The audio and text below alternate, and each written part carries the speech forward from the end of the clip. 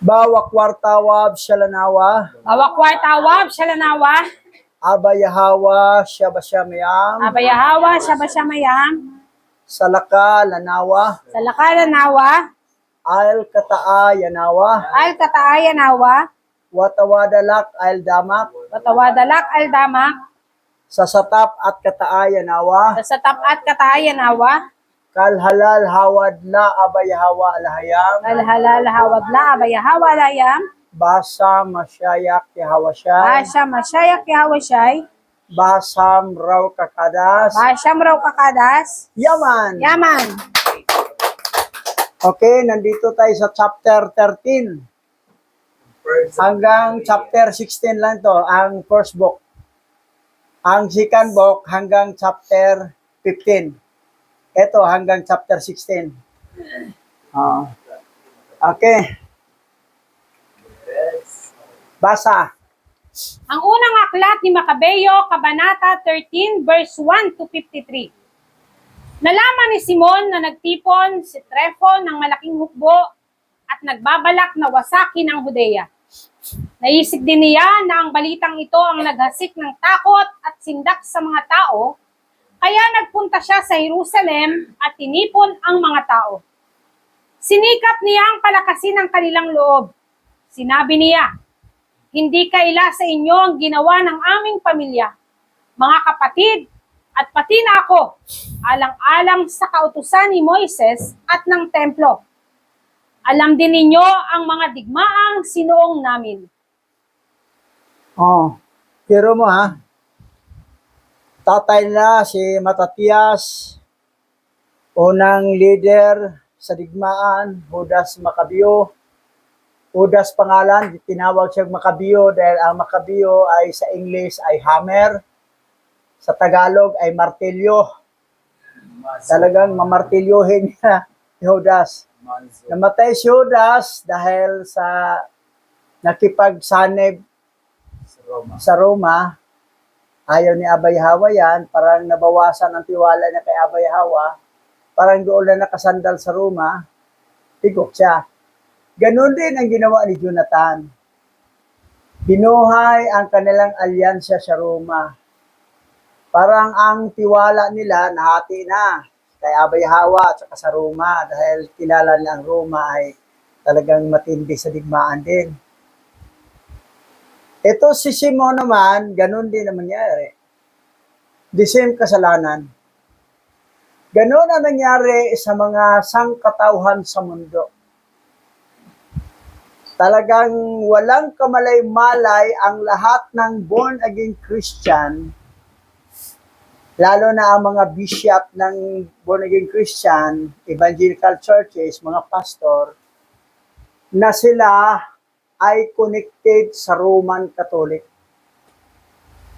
Under pa rin sila ng Roman Catholic dahil ang Bible gamit nila ay Bible sa Roman Catholic.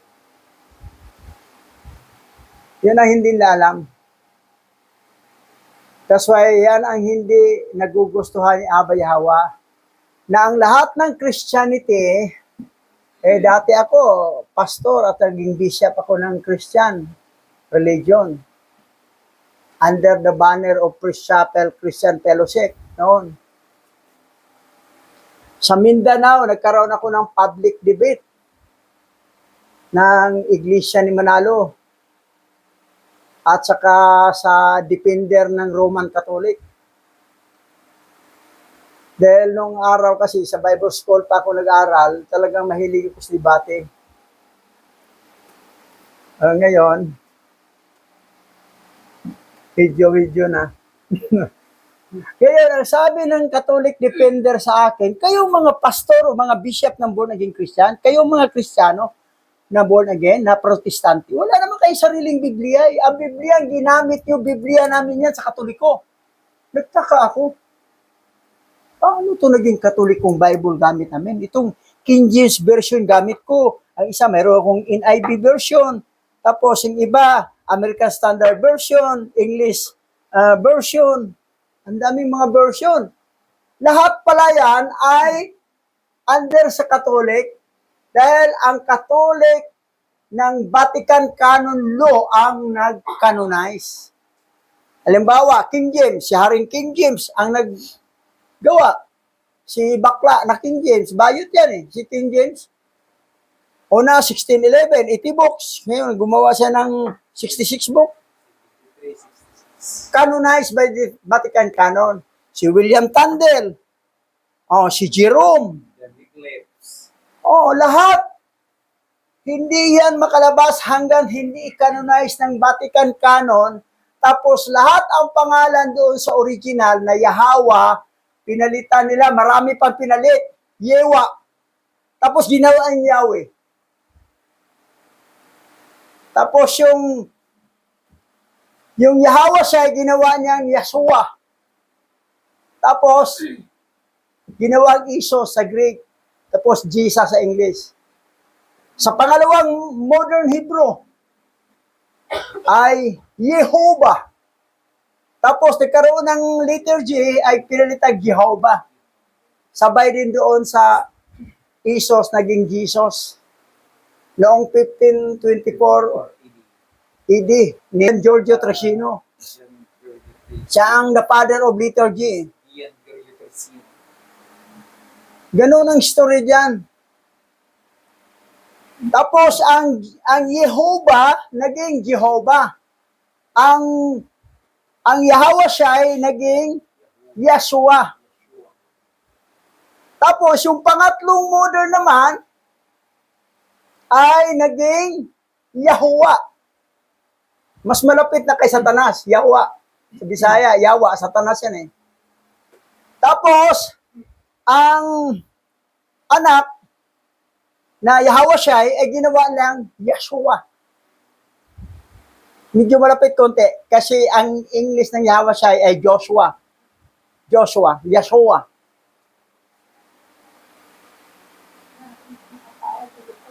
Ang Yahweh, walang English. Walang ibang pangalang lingwahe. Pero pagdating sa Yahweh siya, pwede mo English siya. Joshua. Kasi, tao na yan eh. Si Yahweh nagkatawang tao at naging tao. Si Joshua. O Yeshua sa pangatlong modern. Lahat na yan ay mga mula sa first modern Hebrew, pangalawa, pangatlo, lahat na yan ay mga fallen angel na yan. Fallen angel na lahat yan na naging mga Satanas. That's why ang gamit ng Bible ng Christian ay Satanic Bible. Mas okay pa nga ang Quran eh. Yung Allah. Nasa original scripture ang Allah eh. Sa Genesis 16:13. Nasabi ni Hagar, si Yahweh, tatawagin ko Allah ang nakakita. Sa Matthew chapter 1 verse 23. Sabi ro, may panganak isang babae, kasama natin, at siya po ay ay manaw Allah. Nang ibig sabihin ng ay manaw Allah, ay kasama natin si Alhayam. Kasi scriptural pa ang Quran. Ang Quran na hindi Satanic Bible. Hindi kulto ang Islam. Ang kulto ang Christian. That's why kayo mga pastor ng Christian, mga bishop na kawawa kaya akala ba ninyo umasa kayo sa langit ay mapunta? Paano kayo mapunta sa langit? Yung mga tinatawag nyo, mga fallen angel yan, naging mga Satanas. Lord, si God, si Dios. Yung sa Islam, Allah Akbar. Mas tama pa Allah. Kasi synonym siya ni Yahweh. Sabi ni Hagar, si Yahweh ay tawagin kong Allah na nakakita. Nasa original scripture yan eh. Genesis chapter 16 verse 13. Matthew chapter 1 verse 23. Ay manaw Allah, tapos pinalitan lang Emmanuel. Maluko itong Vatican Canon Law eh. Pinalitag Emmanuel ang ay manaw Allah. ay manaw-alang nakasulat sa original scripture. Hebrew, hindi Greek ang original sa New Testament. Walang That's why nakakalungkot, nakakaawa kayo mga Christian, mga Protestant, mga born-again Christian, mga kawawa kayo. You are go to hell.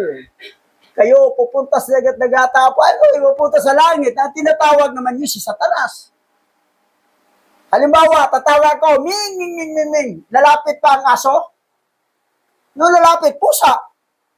Tukoy, tukoy, tukoy, tukoy. Lalapit pa ang pusa? Hindi, aso lalapit. Ganon. Tinatawag nyo lagi ang mga fallen angel nga maging mga Satanas.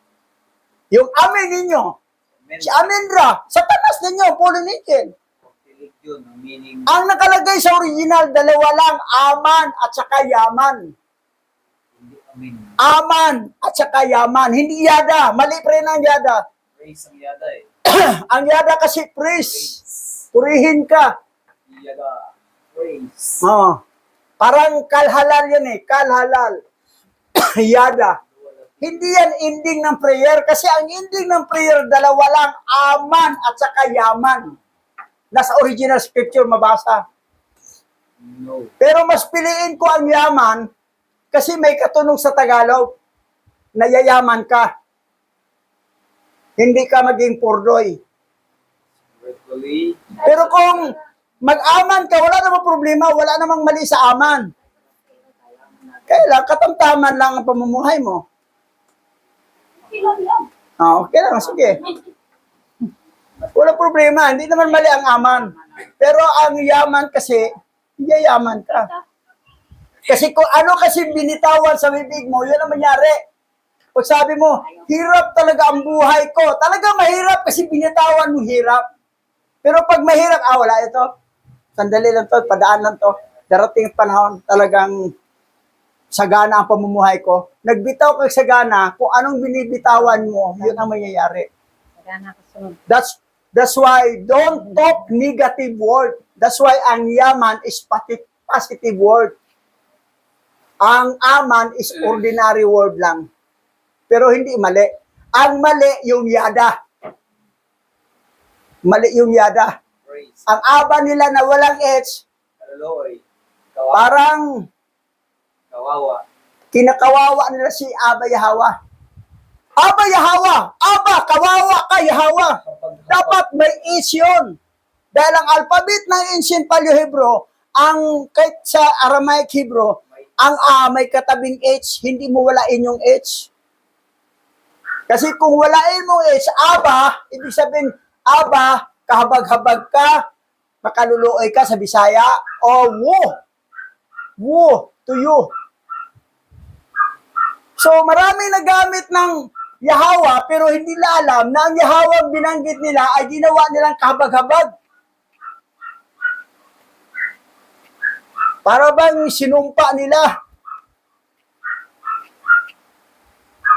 Small knowledge nga is very dangerous. Hindi nila napag-aralan ang alphabet ng Hebrew, ng original ancient Hebrew, Paleo-Hebrew, at saka yung Aramaic Hebrew, ang alphabet niya, Abagada, Hawa, Saka, Tayaka, Lamana, Saay, Patasa, Kwara, Sata. Yun ang original. May katabing A. Ang una, ang A may kasabing H. Tapos, Ba, Gada, Hawa. Pero yung unang modern Hebrew, Aleph, B, Gimel, Dalet, Hi, Wow, Sin, Ket, Titsukab, Lamed, Mimnusamik, Enpi, Chadiko, Presintaw. Wala na. Ang unang modern Hebrew yan. Aleph, Bet, Gimel, Dalet. Ang pangalawang modern Hebrew, Aleph, Bet, Gimel, Dalet, Hi, Va. Va is in victory na, hindi na wow. Si Inke, Titsukab, Lamid, Minusami, Enpi, Chadiko, Presintab. Hindi na Taw-Tab. Nawala ng W, kundi V as in victory na ang pag-pronounce. Ang pangatlo namang modern, Alit, Bet, Gimel, Dalet, I, U. Yung U na may A. U, A. Alit, Bet, Gimel, Dalet. Pag-pronounce yung U lang siya. Alit, Bet, Gimel, Dalet, Hi, U. Sayin, Kititsukab, Lamid, Minusami, MP, Chadiko, Presintaw. That's why lumabas yung Yahuwah. Tapos ang kanilang panindigan sa Tagayawa, di ba ang umiyak ang bata? Ang umiyak ang bata, yawa, yawa. Pero ang bata umiyak na yawa, yawa, yawa. Masama yun. Pag mamuraya sa Bisaya, sabihin, mama ko, magalit yun, pisting yawa ka. Ikaw, pisting yawa ka. Tapos yung bata umiyak, yawa, yawa. Uy. Wala linglang talaga. Dapat yung original alphabet ng Hebro, abagada, hawa, saka, tayaka, lamana, saay, patasak, wara, sata. Ganon din sa Gabaray, pati sa Pinisian. Ang Gabaray lang, walang H. Pati sa original baybayin, ganon rin. Kaya ang problema sa original baybayin, walang H ang A. Pareho sa Gabaray. Ang gamitin natin, hindi tayo gagamit ng baybayin, alphabet. Hindi tayo gagamit ng Gabaray kasi magabaan ka. Dapat doon ka sa ancient Paleo-Hebrew ng A mayroong H. Tama na, bubugsarado ko na kayo. Tuloy tayo. Napatay na lahat ang mga kapatid ko sa pagtatanggol sa ating kautusan, sa ating templo at sa ating bansa. Ako na lamang ang natitira ngayon. Subalit huwag sabihin inuman na iniligtas ko ang aking sarili sa panahon ng panganib. Hindi ko ipinapalagay na mas mabuti ako kaysa sa mga kapatid ko. Totoo na nagkaisang lahat ng bansang hintil para puksain tayo dahil sa kanilang galit. Ngunit lalaban ako upang ipagtanggol ang aking bansa at ang templo at ang inyong mga mahal sa buhay. O, biro mo, ang mga Hebrew Israelite, kahit sa panahon ng mga Makabiyo, lahat ng mga bansang hintil, galit talaga sila sa Hebrew. Laging didigmain nila, yung mga Hebrew Israelite. Pinapatay nila. Ayaw nila sa kautusan ng Hebrew, ng turo ni Abba Yahweh na tinuro kay Moses at pinamana sa mga salinlahi ng mga Hebrew Israelite. Ayaw ng mga hintil. That's why napastangan nila ang templo, lahat. Kasi nakasulat na yan na mayroong alitan na mga binhi na mga serpent shed at binhi ng seed of the woman. Laging nag-aaway yan. Genesis 3:15. Oh, Genesis chapter 3 verse 15. Laging nag-aaway yan hanggang ngayon. Walang katapusan. Awayan yan. That's why na ang seed of the woman, tayo mga remnant Hebrew Israelite, kasama na rin yung mga hintil na elect. Pero yung mga hintil na non-elect, mga anak ng fallen angel, mga serpent seed yan, galit talaga yan sila. Talagang grabe. That's why walang katapusan. Ganon nangyari. Okay, tuloy tayo. Nabuhayan ng loob ang mga tao dahil sa mga pananalitang ito. At malakas silang sumagot, ikaw na ngayon ang aming pinuno, kapalit ng mga kapatid mo ang sina Judas at Jonathan. Makipagdigma ka para sa amin at susundin namin ang lahat ng iuutos mo. Kaya tinipong lahat ni Simon ang mga kawal at mabilis na tinapos ang pagpapataas sa pader ng Jerusalem at ang pagpapatibay sa lahat ng tanggulan. Yan, pinatibay lang tanggulan, lahat, pader. Kasi, meron man, daming bansa na lulusog. Pero iba itong Israel ngayon, ha? Yung bansang Israel ngayon, hindi yan totoong Hebrew Israel nakatira. Pangalan lang ng bansa ang tama. Pero ang nakatira, mga lahi ni Esau yan. Mga Edomites yan. Kasi ang lahi talaga ni Israel ngayon, scattered pa sa 4 na sulok ng mundo. Isa tayo dito. 4 na tribo nandito sa bansang Oper na naging bansang Pilipinas. Tribe of Manasseh, tribe of Sibulon, tribe of Naphtali, ang tribe of Aser. Aser tribe, Manasseh tribe, Sibulon tribe. 4 na tribo lang. Kilala ko sa Indonesia, tribe of Ephraim sila doon. Ang Indonesian kasi, pati sa Malaysia, sa ibang pati sa China, sa Japan, mga Ephraim yan sila. Mga Ephraim yan sila. Ang Pilipinas, Manasseh tribe, Sibulon tribe, Aser tribe at saka Naphtali tribe. Walang Ephraim dito. Walang Levi dito sa Pilipinas. Nasa ibang bansa. Sa India, maraming Levi, tribe of Levi, na kasama ko sa International GC. Sa Amerika iba, mga kasamahan ko sa International GC. Sa mga tribe of Judah, nandoon. Yan. Okay, tuloy tayo. Sinugo niya sa Hopas Jonathan na anak ni Absalom kasama ang isang malaking hukbo. Ang Jonathan ito ang nagtaboy sa mga taga-roon at sumakop sa naturang bayan. Nilisan naman ni Trefo ang Tulimaida na may kasama ring isang malaking hukbo upang lusubin ang Judea. Isinama niya ang bihag niyang si Jonathan na kapatid ni Simon. Si Simon ay humimpil sa Adida sa gilid ng kapatagan. Nang malaman ni Trefo na si Simon ang pumalit kay Jonathan at handa na itong humarap sa kanya sa digmaan, ito ang ipinasabi niya. Ayan. Si Jonathan buhay pa dito. Pero itong chapter na ito, mamatay na si Jonathan. Gagamitan mo na ni Trefo ng kidnap o ransom. Kidnap o ransom ginawa ni Trefo dito. Okay, tuloy tayo. Ipinadakip ko ang kapatid mong si Jonathan sapagkat hindi siya nagbayad ng kanyang utang sa kabangbayan sa kamangyaman ng palasyo nung siya'y nanunungkulan. Ngunit palalayain ko siya kung babayaran mo ako ng 3,500 kilong pilak at ipapadala ang dalawa niyang anak bilang kapalit na bihag para garantiya na hindi siya maghihimagsik laban sa amin kung siya ay palayain na. Alam ni Simon na panlilinlang lamang iyon. Gayunman, nagpadala siya ng naturang halaga at pinasama rin ang dalawang anak sapagkat hindi niya nais na magsiklab ang galit ng mga Hudyo. Yan. Si Simon, mabait. Sabi niya, alam ko, niluloko lang kung Trefo nito eh. Kidnap o ransom ginawa niya. Kunwari daw may utang sa panahon ni Jonathan. Nagiging bayad sa kabanang yaman sa kanila. Pero magbigay pa rin siya, baka sabihin ng mga Hudyo na ibang mga tauhan nilang Hebrew Israelite na kuripot ka pala. Mamatay na si Jonathan dyan dahil hindi mo ibigay yung hingi ni Trefo. So nagbigay na lang siya. Alam na kunwari lang yun na kidnap o ransom o katapos patayin na rin niya si Jonathan. Ang problema, pinadala pa yung dalawang anak. Di ba dadama yung dalawang anak ni Jonathan? Patay Jonathan, kasama yung dalawang anak. Tanggap pa ni Trefo ang pera. Okay, tuloy tayo.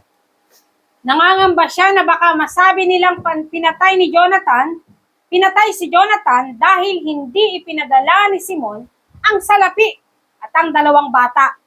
Kaya nga, ibinigay niya ang hinihingi ni Trefo. Ngunit hindi ito tumupad sa pangako. Hindi niya pinalaya si Jonathan. Kumilos na si Trefo para lusubin ang lupain at wasakin. Pinaligiran niya ito sa daan patungong Adora. Ngunit kahit saan sila magpunta, ay sinasalubong sila ng pangkat ni Simon. Kahit saan nagpunta, sinalubong sa pangkat ni Simon. Pero hindi niya tutuparin ang promise niya kay Simon. Didigmain pa rin niya. Gahaman to, masamang tao to, masamang hari to si Trefo.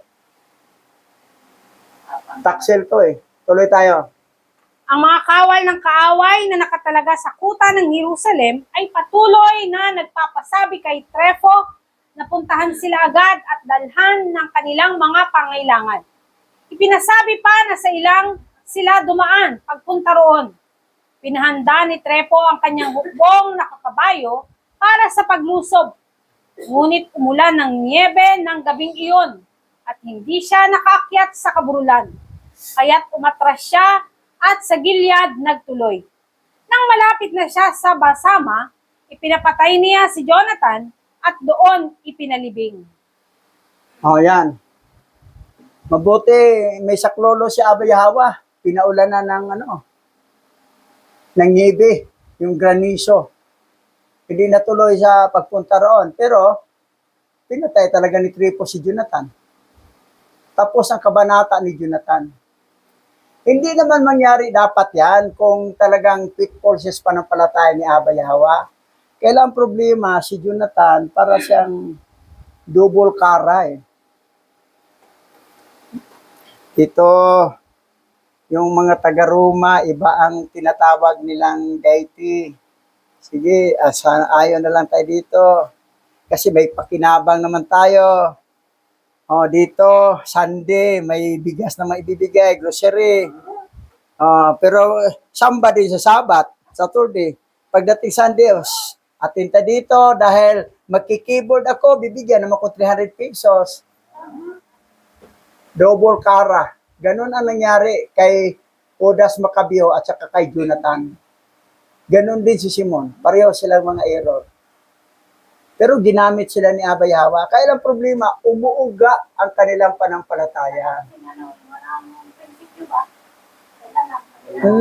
That's why nga na. Ito, may kwento ako sa'yo. Ah, Yung tinira ko ng sumang at sa akin, hmm, yung nakarangin ko, hmm, sabi ate, punta ka dito sa amin ngayon, mga 9 o'clock. hmm, Kasi daw, inayaran daw yung bits niyan at saka yung ano daw, mag-meeting. May seminar. May seminar daw sila tapos meeting. No? hmm, Hindi ko ano yan. Sige na, punta ka dito mga 9. Ako lang mag-isa. hmm, Punta ako. Yan o, yan sa may sabingan. hmm. Buti na lang lumabas yung asawa niya. Sabi ko, ano yung mayroon dyan, Abe? Sabi niya, may ano dyan. Kasi ano yun? Ano daw yan ang magpulong-pulong daw. Kasi no? Sila si ano daw? Jerry. Sabi ko si Jerry. Basurasan ko. Sabi ko, oh, kilala mo pala yan eh. Ay, sila pala. Alam mo kung bakit? Mag-ano pala sila, mag-Bible study. Walang sinabi doon sa chat sa akin na mag-Bible study. Ang sabi lang, seminar. Doon sa may kids. Umuwi ako. Bumalik ako sa bahay. Tama ba yung ginawa ko? Tama. Umuwi ako eh. Kasi, ano yun eh, Christian yun eh. Nila Pastora Santo pala. Buti na lang nakita ko, Pastor si ano. Pastora lumabas. Kasi nakapayog ako. Hindi ako magpaganon. Bumalik ko na ako. 2 weeks ako pauwi. Bumalik ako sa pauwi sa bahay. Akala ko kung ano. It's so straight. Pang-trap pala, pang-trap. Trap yun. So mabuti kahit hindi ka naging double kara. Yung pastor, Pinandigan mo sakto pala tama. yun doon. Hindi ako nagpakita. Bumalik ako. Oo. Layo-layo ko pa. Siguro doon sa may may karsada. Kasi kung tumuloy ka habang mag-Bible study sila, kasi ang Bible gamit na, Bible naman ng Katolik yan eh. Bumalik O ako. mga Pauline Injil pangalan, Hindi ako mapakinggan mo pa. pinipiso. Tama yung ginawa mo. Pero Bumalik ka sa bahay mo. Sa isip ko, napakandil si nanay. Medyo si nanay So, kasi nilabas yun ko. ang nangyari ng mga kaya double kara. Kaya ako bumalik ako sa O, tingnan mo yung nag-double kara, ano nangyari niya ngayon? O, wala na, siyang bahay, sa bangkita na nakatira. Akala ko kung ano. Eh, si nanay naman, Marciana, wala, double kara Sabi din. na Bible study. Kahit- Basta sabi Kahit anong paniniwalaan, basta makakapera, ang inafter niya pera nga eh. Kahit anong panampalataya, kahit anong paniwalaan mong sabi, tagapagligtas, kahit anong pangalan, basta may pera, bumalik ako. wala. Sabi sa anak ko, ma, nakasaglit ko lang. Ay, sus, ano pala yun? Pastor, sila pa ng pastor. Ano nangyari kay Sangko ngayon? Mild stroke. Na mild stroke siya. Manhalap. Nakita ko sa FB. Na mild stroke siya. Yan. So yan. Ngayon, dito, kasi nakita na natin itong mga Macabeo, hindi talaga tayo pwede mag-compromise. Okay, tuloy tayo. Tuloy tayo. Basa. Saka siya nagbalik sa sariling bayan. Ipinakuha ni Simon ang bangkay ng kapatid niyang si Jonathan at ipinalibing sa Modain, sa libingan ng kanilang mga ninuno. Nagdalamhati ang buong Israel sa pagkamatay ni Jonathan at maraming araw silang nagluksa. Sa ibabaw ng libingan ng kanyang ama at mga kapatid, ay nagpagawa si Simon ng isang mataas na bantayog na nakikita kahit sa malayo. Iyon ay nababalutan ng pinakakinang na bato. O, yan. So, natagpuan din ni Simon yung bangkay ni Jonathan. O, dinala doon sa libingan ng kanyang mga ninuno. Sumuden. Sa Mudin. Mudin. Yun. Yan. 26, 35. So, yan. So, nakakalungkot nga na tayo, kahit ano mangyari, di tayo pwedeng maging double kara. Kung yahawa ka talaga.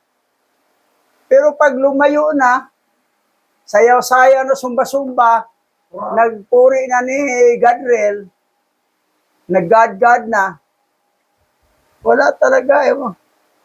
Double kara. Walang panindigan. Ito rin nangyayari nila eh. Okay, tuloy tayo. Nagpagawa rin siya ng 7 piramid na magkakatabi para sa kanyang ama, ina, at 4 na kapatid. Ang mga piramid ay binubuo ng matataas na haliging may nakaukit na larawan. May larawan ng baluti ng kawal, mayroon ding larawan ng mga sasakyang dagat. Ito'y bantayog ng kanilang mga tagumpay at maaaring madalaw ang mga panauhin mula sa ibayong dagat. Ang libing ang ipinagawa niya sa Modain ay naroon pa hanggang ngayon. Oh. Nandyan pa hanggang ngayon.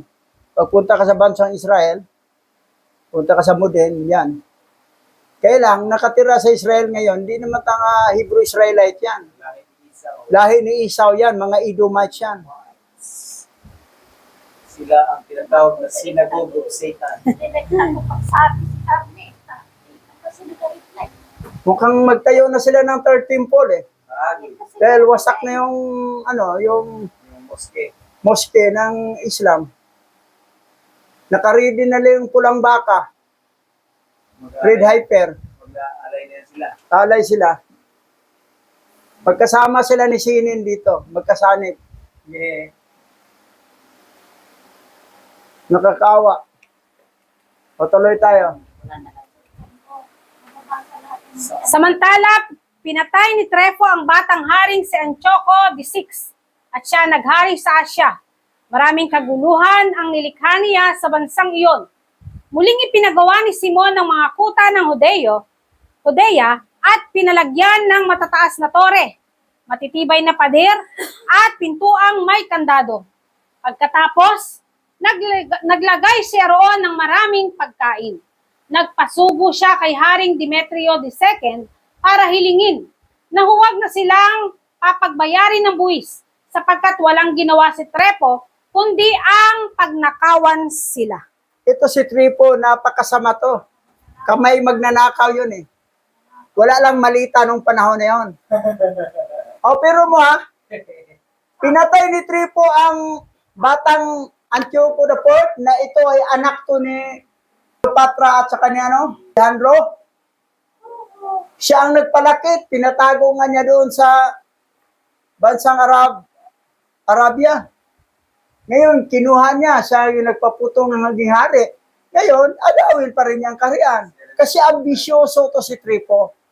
Gusto siya maghari sa Asia. So, yan. Power, hunger of power. At hindi lang hunger of power, kamay magnanakaw. Talagang grabe. Saksak ng kasamaan to Tripo. Okay, tuloy tayo. Ganito ang sinasabi ng sulat na ipinadala ni Haring Demetrio bilang tugon. Pagbati mula kay Haring Demetrio para sa pinakapunong saserdote na si Simon, ang kaibigan ng mga hari, at sa bansang Hudyo kasama ang kanilang mga pinuno. Natanggap ko ang gintong korona at gintong sanga ng palma na ipinadala mo, at ako'y naghahanda makipagkasundo sa inyo at atasan ng mga pinuno na huwag na kayong hingan ng buwis. Ayan. Ito si Demetrio. Ay doon na, magsanib na sila ni Simon. Kasi dati sanib sila ni ano, yung anak ni Cleopatra at saka ay pinatay naman ni Tripo. So ngayon, sila na ni Demetrio nagsanib ni Simon. At sila na ang sabi naman ni Demetrio, hindi na kayo magbayad ng buhis. Dahil nag-request kasi si Simon na hindi na kami makabayad dahil ninakawa naman kami ni Tripo. Puro nakaw ang ginawa niya. So, tuloy tayo. Pinatibay ko ang nauna nating mga kasunduan. Mananatiling pag-aari ninyo ang mga tanggulang ipinagawa ninyo. Pinatatawad ko rin ang inyong mga paglabag sa kasunduan at hindi na rin kayo magbibigay ng mga tanging buwis at iba pang buwis na dating nililikom sa Jerusalem. Lahat ng Hudyong makakapasa ay maaaring magpatala para maglingkod sa palasyo. Pairalin natin ang kapayapaan. Kaya noong taong 135 BCE, inalis sa mga Hudyo ang pamatok ng mga mapang-aping hintil. O yan, medyo At ang ibang mga Hudyo na ginawang sundalo doon sa kay Haring Demetrio. May sahod pa. So sila na nagtandim ngayon. Nag-alyansya. Ngayon tutugisin nila si Tripo. Tuloy tayo. Ang mga kasulatan at kasunduan ay pinalagyan ng ganitong petsa. Sa unang taon ni Simon, ang dakilang pinakapunong saserdote, tagapanguna at pinuno ng mga Hudyo. Nang panahon ding iyon, nilusob ni Simon ang Gazara at pinalibutan ito ng kanyang hukbo. Gumawa siya ng platapormang panlusob na maaaring tanggalin at dinala ito sa gilid ng pader ng lungsod. Matapos salakayin ang isang tore at masakop ito, ang mga tauhang nasa platapormang panglusob ay pumasok sa lungsod. Gayon na lamang ang kaguluhang nilikha nila. So kung mapansin natin, wala talagang katapusang gira. Puro awayan talaga eh. Walang pahinga, puro banatan eh. Yung mga bansa na iba-iba. Ang dating magkakampi, magkaaway. Ang dating magkaaway, magkakampi naman. Pero ang ayaw talaga ni Abba Yahweh, yung doon sila nakipagsanib, nakipag-alyansa sa Roma. Yan talagang dahilan kung bakit itong tatlong magkapatid mula kay Judas Maccabeo, kay Jonathan at kay Simon ay namatay dahil niyan. Sama talagang Roma. Ngayon, ang Christian na born again, na mga protestante, ay connected pa rin sa Roma dahil ang Bible gamit ninyo ay Bible ng Roma yan. Na canonized ng Vatican Canon do. Sa kanila pa rin yan. Ang nakalagay doon na sinamba ninyo ay kanilang sinamba na mga fallen angel na naging satanas. Ganon rin ang sinamba ninyo. Tapos umaasa kayo sa langit kayo mapunta. Wala. Dahil sinabi ngayon ng kawikaan na may akala ni isang tao na ang kanyang dinaanan ay maayos, pero ang dulo pala ay kapahamakan. O, tuloy. Dahil sa kalituhan, sinira ng kalalakihan sa lungsod at ng kanilang asawa at mga anak ang kanilang kasuotan. Pagkatapos, umakyat sila sa pader ng lungsod at malakas na nakiusap kay Simon na itigil na ang labanan. Maawa kayo sa amin. Huwag ninyo kaming parusahan. Pakiusap nila. Pumayag naman si Simon at itinigil ang labanan. Pinaalis niya sa lungsod ang mga tao. Pagkatapos, nilinis niya ang mga bahay na may Diyos-Diyosan. Pagkaraang gawin iyon, pumasok siya at ang kanyang mga tauhan sa gitna ng lungsod. Nag-awitan sila ng mga himno at awit ng pagpupuri. O, nagpakaawa yung mga tauhan ni Tripo yon. Naitigil ng ligmaan. O, yan. Tapos masaya sila. Sila si Simon, mga Hebrew Israelite, na sila, awit sila ng mga awit na papuri at himno. Mga himnal. Okay, tuloy tayo. Inalis niya ang lahat ng bagay na nagpaparumi sa lungsod, alinsunod sa utos ng alayam, at pinatira roon ang mga taong matapat na tumupad sa kautusan ni Moises. Pinatibay niya ang mga tanggulan at doon na rin nagpagawa ng palasyo para sa kanyang sarili. Ang mga nasa kuta ng Jerusalem ay hindi na makalabas para bumili o magbili ng anuman. Nagdaranas na sila ng matinding pagkagutom at marami ang namatay sa gutom. Sa wakas, nagsumamo sila kay Simon na makipagkasundo na. Pumayag ito. Inalis sila sa kuta at ito'y nilinis pagkatapos. Biro mo ha, ano nangyari ng mga tauhan ni Tripo? Nagutom, ang iba namatay sa gutom. Gusto na makipagsundo kay Simon. At nilinis din ni Simon kasi yung lugar na yan ay ang daming mga disyosan, mga revolto. Ang mga hintil talaga mahilig sa disyosan. Akala itong mga born again Christian, wala silang revolto. Mayroon. Sa pulpito nyo, may cross. Revolto yan. Kahit walang tao yan. Symbolic ng Pauline Angel yan. Yung dito ninyo, may cross. Tapos lagyan pa yung tila. Symbolic ng ahas yan. Kasi Gadriel na pumasok sa ahas nga naglinglang kay iba. Idolatry, revolto din yan. So, nakakaawa. That's why kayo mga born again Christian, may idolatry pa rin kayo. Tapos pamatay, sa libingan nyo, may cross, idolatry. Sign ng Pauline Angel. May tatak na Pauline Angel. Dapat walang cross. Lapida lang, flat. Walang cross ilagay. So yan. Yan ang nakakalungkot. Okay, tuloy tayo. Nang ika-23 araw ng ika-2 buwan, taong 134 BCE.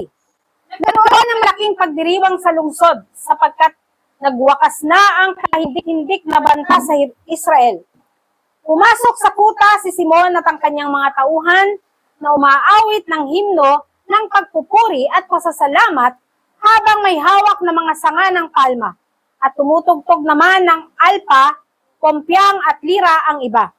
Nagpalabas ng utos si Simon ng araw na iyon na ang naturang araw ay dapat ipagdiwang taon-taon. Pinatibay niya ang mga tanggulan ng templo sa gawing kaburulan paharap sa kuta at doon sila humimpil ng mga tauhan niya. Malaki na noon si Juan na anak ni Simon, kaya ginawa itong tagapanguna ng buong hukbo. Sa Gezer, humimpil si Juan. Si Juan, anak ni Simon, yan ang halili niya. Ngayon nangyari,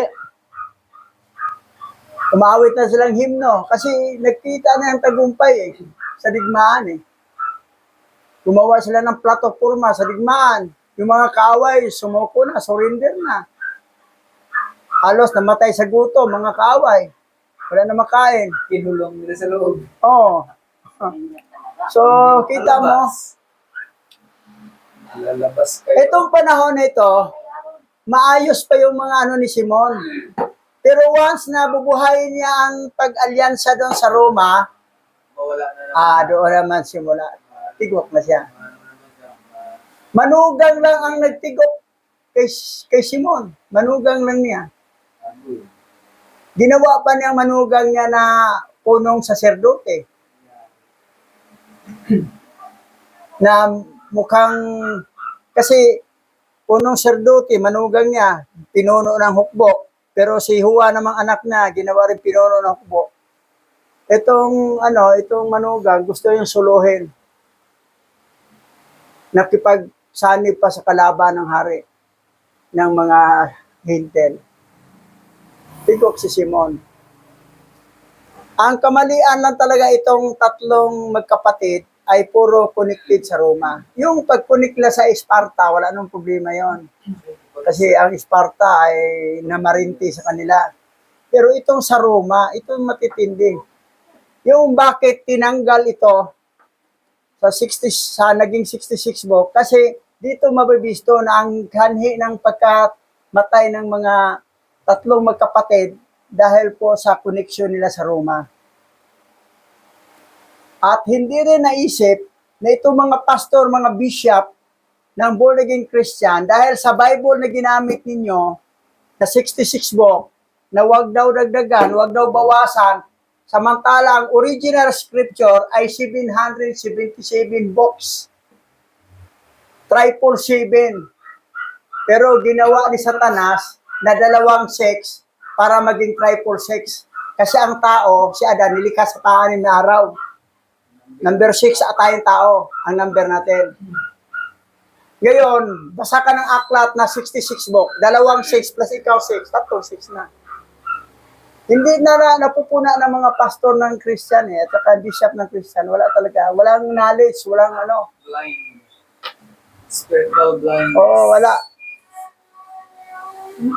That's why, sabi na, no, my people was perished because lack of knowledge. Dahil yan, naging perish sila dahil because of lack of knowledge. Pero kung sila naman ay binhi ni Yahweh, seed of the woman, walang problema. Kaya lang pagdating sa langit, walang reward. Wala silang tatanggaping reward. Yan. Iba yung nagtatrabaho, sumunod talaga na kailanman hindi ka talaga nag-double kara. Hindi ka nakipag-alyansya o compromise sa kanila. Pinanindigan mo ang pamampalataya mo kay Abay Hawa. Ay, yan. May reward tayo sa langit pag ganun. Okay, dito nagtapos. Tayo dadako sa panalangin. Pastor Richard. Okay, tayo pong lahat ay manalangin. O aming alahayam, uli ay sinasamba namin ang iyong dakila, nag-isang banal na pangalan. Salamat sa patuloy mong paalala sa amin kung gaano kahalaga ang magtiwala sa iyo. Asahan ang tanging biyaya na nagmumula sa iyo, ang kapangyarihan na ikaw ang kumikilos upang proteksyonan ang lahat na nagtitiwala sa iyo. At patuloy na ang katagumpayan ay iyong ibibigay sa paninindigan at paglaban-laban sa iyong mga kaaway. Aming Yahweh Lahayam, dalangin po namin na ang mga biyaya naming kailangan ay ito'y dumating na ng ayon sa panahon na itinakda mo at magkaroon ng kaganapan ng pagsasayos ng iyong mga salita upang sa lahat ng panig ng bayang ito o ng bansang ito'y maipangaral ka sa mga lansangan at maipakilala ka sa iba't ibang klase ng tao na naroon. Alam po namin naroon ang mga remnant ay nasa kanila. O Yahweh, muli po aming itinataas sa iyo ang lahat ng aming mga kailangan at maging ang bawat pamilyang mayroon kami sa buhay na ito at sa hinaharap, sinasamba ka namin sa tanging pangalan ni Mashiach Yahushua. Yaman.